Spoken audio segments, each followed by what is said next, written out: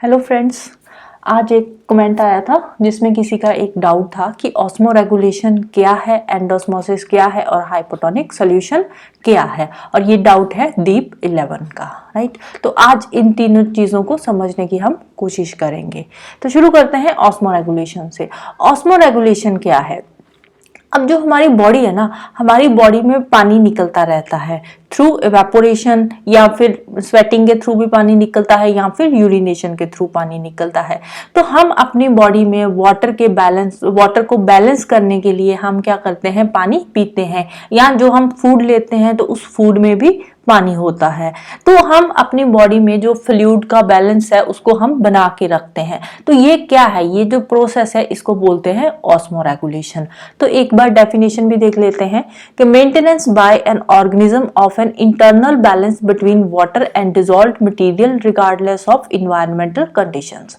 चाहे सर्दी हो या गर्मी हो, तो जो ऑर्गेनिज्म की बॉडी के अंदर बैलेंस बना रहता है ना पानी का और डिसॉल्व्ड मटेरियल का, उसको बोलते हैं ऑस्मो रेगुलेशन। अब गर्मियों में क्या होता है, गर्मियों में हमारी स्वेटिंग ज्यादा होती है तो पानी बॉडी से ज्यादा निकलता है, तो हम पानी ज्यादा पीते हैं। सर्दियों में स्वेटिंग नहीं होती, पानी भी कम निकलता है, तो उस वजह से हम पानी भी थोड़ा कम पीते हैं, प्यास कम लगती है सर्दियों में। तो जो ऑस्मो रेगुलेशन का काम है ये कौन करता है? ऑस्मो रेगुलेशन का काम हमारी किडनीज करती है और ब्रेन करता है। जब हमारी बॉडी में पानी की कमी होती है तो ब्रेन सिग्नल भेजता है, तभी हम पानी पीते हैं ना, हमें प्यास लगती है तो हम पानी पीते हैं। तो ये है ऑस्मो रेगुलेशन। नेक्स्ट था एंडोस्मोसिस। एंडोस्मोसिस के साथ हम एक्सोस्मोसिस का कॉन्सेप्ट भी करेंगे। एंडोस्मोसिस क्या है? Movement of solvent into the cell. जब सॉल्वेंट की मूवमेंट सेल के अंदर को होती है तो उसको बोलते हैं endosmosis. For example raisin. Raisins को जब हम सॉल्ट वाटर के सोल्यूशन में रखेंगे तो रेजिन्स क्या होती है, वो फूल जाती है, ठीक है, वो स्वेलो हो जाती है। क्यों? क्योंकि उनके अंदर पानी चला जाता है, ठीक है। तो सेम एंडोस्मोसिस के प्रोसेस में होता है कि जब सेल के अंदर सॉल्वेंट की मूवमेंट होती है तो उसको एंडोस्मोसिस कहते हैं। रेजिन को यहाँ पर हम सेल कंसिडर कर रहे हैं, तो इसको हम सॉल्ट वाटर में रखेंगे तो जो पानी है वो रेजिन के अंदर चला जाएगा और सुबह तक जो रेजिन है वो थोड़ा फूल जाएगा। तो ये एंडोस्मोसिस का प्रोसेस है। एक्सोस्मोसिस में क्या होता है? Movement of solvent out of the cell. जो सॉल्वेंट है वो सेल से बाहर जा रहा है, मतलब कि फॉर एग्जाम्पल इसकी आ गई ग्रेप्स। अब ग्रेप्स को जब हम पानी में रखते हैं तो ग्रेप्स क्या होते हैं, श्रिंक हो जाते हैं, क्योंकि ग्रेप्स के जो अंदर वाला पानी है वो बाहर को चला जाता है। ग्रेप्स को हम एज अ सेल कंसिडर कर रहे हैं तो ग्रेप्स से पानी बाहर जा रहा है। तो ये क्या प्रोसेस है? ये प्रोसेस है एक्सोस्मोसिस का।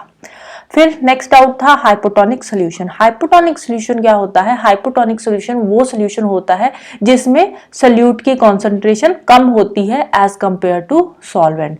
For example salt water solution. पानी में अगर हम 1 चम्मच सॉल्ट या फिर 1 चम्मच शुगर का डिसॉल्व कर देंगे तो वो क्या बनेगा? वो हाइपोटोनिक सॉल्यूशन बनेगा।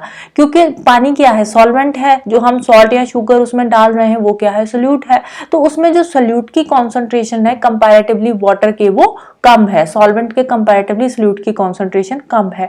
तो वो कौन सा सॉल्यूशन बन गया? वो बन गया हाइपोटोनिक सॉल्यूशन। तो अगर हम बायोलॉजी की बात करें तो बायोलॉजी में क्या होता है, अगर हमारी बॉडी में हमारा जो ब्लड होता है, ब्लड में फ्लूइड, शुगर और सॉल्ट की कॉन्सेंट्रेशन कम हो जाए तो वो क्या बन जाएगा? वो हाइपोटोनिक बन जाएगा। अगर फ्लूइड, शुगर और सॉल्ट की कॉन्सेंट्रेशन हमारे ब्लड में ज्यादा हो जाती है तो वो बन जाता है हाइपरटोनिक सॉल्यूशन।